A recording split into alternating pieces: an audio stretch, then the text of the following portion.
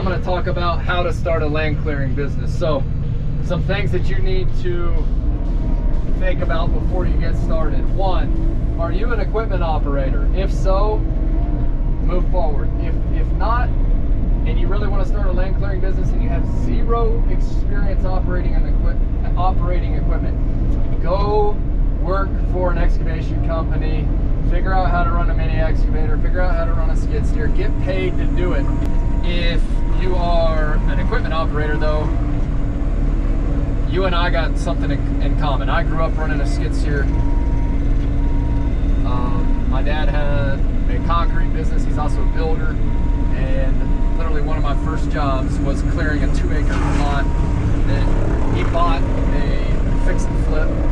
He gutted a house, remodeled it, told me to go clear the back pasture, back 1 acre with a skid steer and with a chainsaw. So that was like one of my first summer jobs. And it's funny how life comes full circle. I'm back here. This is, you know, I've tried to start a lot of businesses. I've had and I've owned and I've ran a couple before, but this is my first business to start in the trades. I always knew I could come back to the trades as a sort of as a last resort. I tried a lot of tech companies, e-commerce, like I've experimented with a lot, marketing agencies, all that stuff. But what I did learn is how to market. I basically applied marketing skills to, basically paired up my marketing skills with my decent at best operating skills in skid steer. I'm most comfortable at a skid steer, so I started with the skid steer.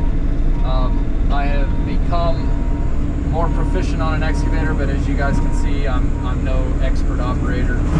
Josh is the real operator. I do have tenacity. That's kind of my MO, is like I'm willing to just go make it happen. And so if you're an equipment operator, if you have tenacity, if you're willing to go do whatever it takes, then keep watching this video.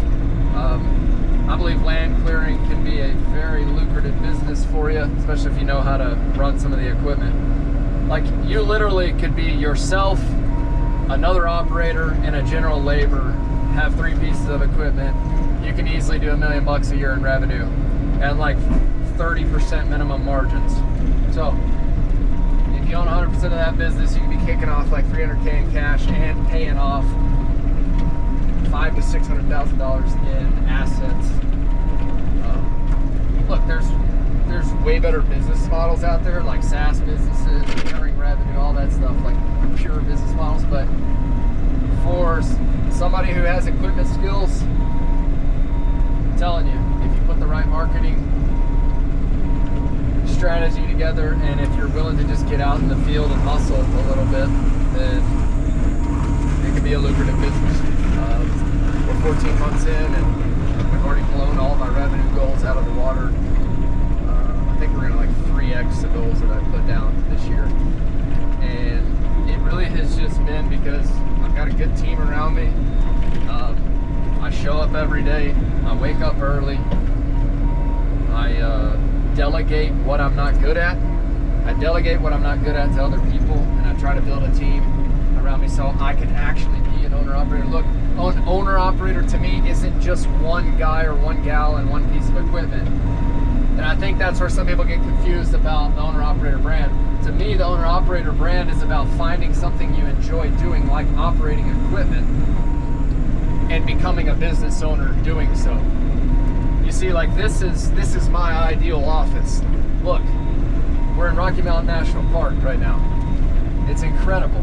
I could not pick a better office. If you could put a desk out here working in the middle of the outdoors,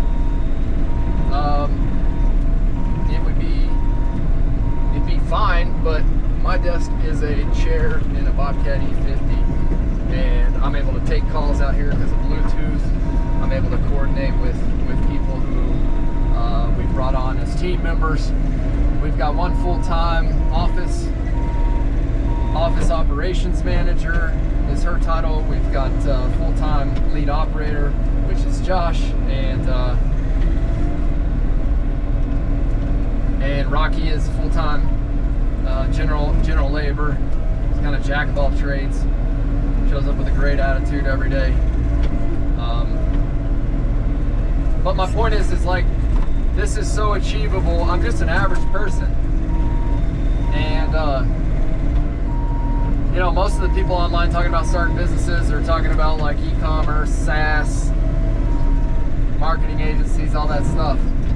And that's fine. And then now there's like this whole big wave of people buying service-based businesses and telling you that you're going to make more money than you've ever made in your life, and life is going to be great. But guess what? You're going to go get $3 million worth of SBA debt. You're going to be stressed more than you know. And anyways, it's not for everybody. It's not. I don't think it's as easy as most people make it sound. But what you can do is you can start your own business, and if you know how to operate equipment, start as an owner-operator, hop in the machines, go do the jobs yourself, make it a point and a priority to get 5-star reviews. That's the most important thing, is to deliver that 5-star service. And if you do that, you're well on your way. But step one would just be pick a name. I'd recommend, what I've learned, like if I could go back again, sure, I like the Bear Claw brand. I like what we've done.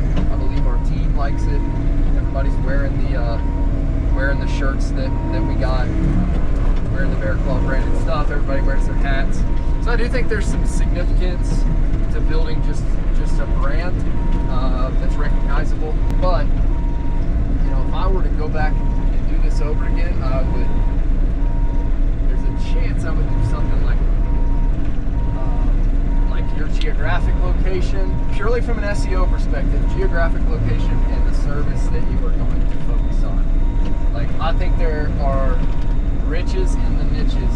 I love that saying, because there totally is. It's like if you try to be a generalist, you're never going to really specialize in anything. For us, we're specializing in land clearing, and I realized that I went with land services. I didn't do any research, right? I just kind of wanted to give myself the opportunity to do excavation stuff, just in case the land clearing really didn't hit out here. And I wanted to give myself the opportunity to do snow plowing in the winter. And I wanted a brand that reflected